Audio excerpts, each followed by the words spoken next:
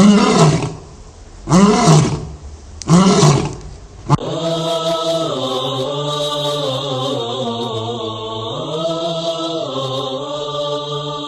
المسلم، احرص على نشر هذه المادة، فالدال على الخير كفاعله.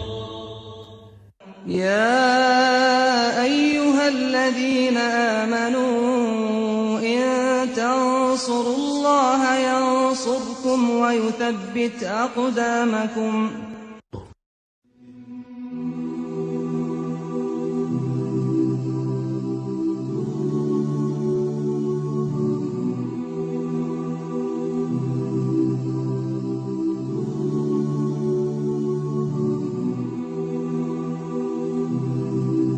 Méditons un instant sur la création d'Allah Tabarak wa Ta'ala.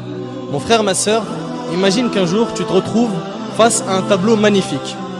Tu t'arrêteras sûrement devant celui-ci, tu l'observeras, tu demanderas qui est-ce qui l'a dessiné. C'est sûr et certain, tu vas te dire qui est-ce qui l'a dessiné, ce magnifique tableau. Et tu t'en souviendras longtemps. S'il en est ainsi des tableaux qu'ont dessiné les êtres humains, qu'en est-il des magnifiques tableaux qu'Allah Tabarak wa Ta'ala a créés et qu'il a disposé partout autour de nous? Pourquoi ne pas s'arrêter et méditer sur ces impressionnants tableaux qu'Allah Tabarak wa Ta'ala a créés? Sachez mes frères et sœurs qu'à tout moment où vous observerez la création d'Allah et que vous méditerez dessus, vous vous rendrez compte qu'à chaque fois vous vous retrouvez face à une chose d'une splendeur inouïe. On se doit de méditer sur tout détail qu'Allah Tabarak wa Ta'ala a créé. À chaque fois que le soleil se lève ou se couche, à chaque fois qu'on voit la lune, à chaque fois que la pluie tombe, à chaque fois qu'on voit les nuages, à chaque fois qu'on se retrouve face à un beau paysage tel que les montagnes, la mer, la verdure, etc. Il faut s'arrêter face à cela et méditer. Et méditer. Regardons chaque détail du corps humain. Nos mains, nos poils, nos yeux, etc. Et méditons. Chaque plante, chaque oiseau, chaque papillon, chaque feuille d'arbre. Méditons. On ne doit pas négliger cette grande adoration qui est la méditation. À chaque fois que l'on observe une invention, on peut reconnaître les qualités de son auteur à travers les détails de cette invention. Par exemple, l'inventeur de l'ordinateur était sûrement quelqu'un de très intelligent. Les constructeurs des pyramides étaient sûrement des gens forts. L'auteur d'un joli tableau est sûrement un artiste très doué, etc. Qu'en est-il du créateur de cet univers? La première chose sur laquelle on doit méditer est la création de cet univers parfait par Allah Tabarak wa Ta'ala qui l'a créé à partir du néant. Allah Tabarak wa Ta'ala a dit dans Sourate Al-Baqarah, et médite un petit peu sur ce verset. Allah Azza wa Jalla a dit dans Sourate Al-Baqarah, Sourate 2, verset 117, Badi'us samawati wal ard. Badi'us samawati wal ard, qui signifie il est le créateur des cieux et de la terre à partir du néant. À partir du néant. Allah Azza wa Jal est le seul capable de créer à partir du néant. Il dit à la chose soit et elle devient. Soit et elle devient.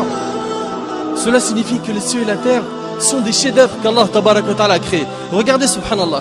Médite un peu sur cet univers. Regarde un petit peu. La lune tourne autour d'elle-même et tourne autour de la terre. La terre tourne elle aussi autour d'elle-même et tourne autour du soleil avec la lune. Toutes les autres planètes tournent autour du soleil et tournent aussi autour d'elles-mêmes. Et leurs satellites eux aussi tournent autour d'eux-mêmes.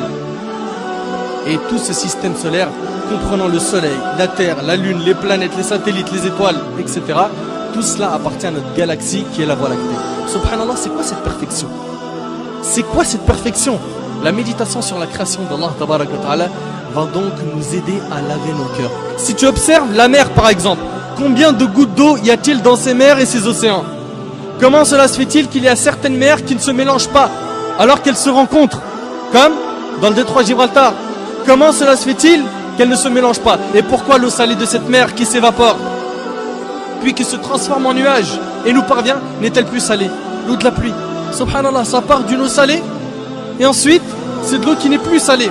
D'autre part, saviez-vous que si ces mers étaient stagnantes, elles auraient pourri? Tout cela prouve une chose, c'est qu'Allah Azza wa Jal a tout organisé à la perfection. Et puis dans la mer, regardez la variété et l'énorme nombre de créatures sous-marines.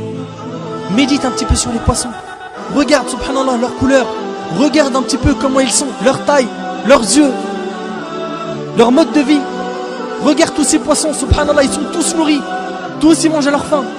Médite, médite, médite sur les montagnes, le soleil, les animaux, l'essentiel est de méditer sur la création d'Allah Tabarak wa Ta'ala. Abu Sulaiman, rahimahullah, a dit: habituez vos yeux aux larmes et vos cœurs à la méditation. Habituez vos yeux aux larmes et vos cœurs à la méditation. Mes frères et sœurs, je sais que cette adoration était ignorée par un grand nombre parmi nous. Faisons-la revivre afin d'améliorer notre relation avec Allah Tabarak wa Ta'ala. Et je termine en demandant à Allah Azza wa Jal de faire de nous des pieux qui réfléchissent et qui méditent sur la création d'Allah Azza wa Jal. هذا ما أعلم والله عز وجل أعلى وأعلم. سبحانك اللهم وبحمدك أشهد أن لا إله إلا أنت أستغفرك وأتوب إليك وبارك الله فيكم وجزاكم الله خير والسلام عليكم ورحمة الله وبركاته.